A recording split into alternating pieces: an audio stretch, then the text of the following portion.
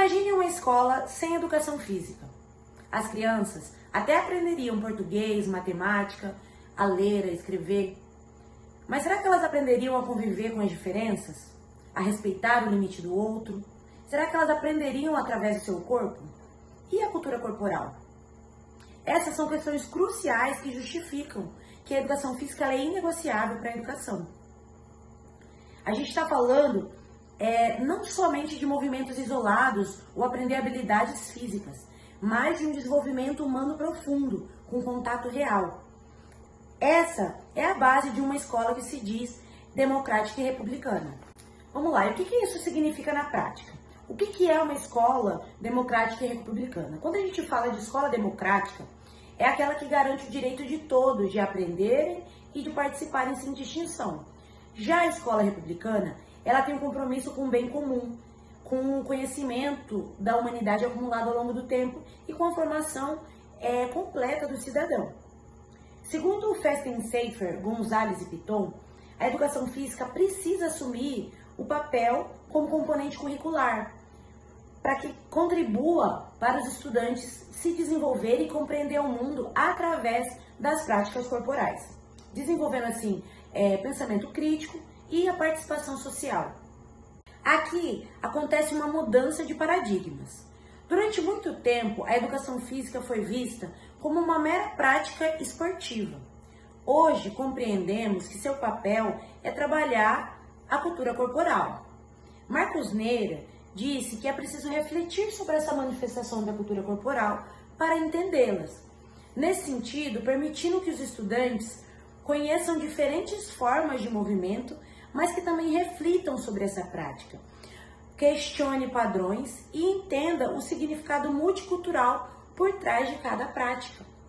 A educação física ela deve abranger desde brincadeiras clássicas como a amarelinha, até a capoeira, ou então manifestações das danças urbanas, como é o funk hoje em dia. Isso ilustra como a educação física fortalece os fundamentos da nossa própria democracia. Quando o aluno participa efetivamente da aula de educação física, ele não aprende somente os movimentos, mas ele aprende a trabalhar em equipe, a cooperar, em prol de um objetivo, respeitar as diferenças, a dialogar, a resolver conflitos, né? Ele aprende a respeitar essas diferenças culturais, sociais e físicas presentes na sala de aula. Ele aprende a lidar com essa diversidade. E é interessante que os autores que justificam e fundamentam essa apresentação, eles deixam claro que a educação física não vai mudar a estrutura da sociedade da noite para o dia, mas ele cria condições humanas e críticas para que esses estudantes consigam agir autonomamente e transformar a sociedade através das próprias ações. E aí é que está o ponto crucial. Como esse conhecimento se organiza de fato no processo educativo?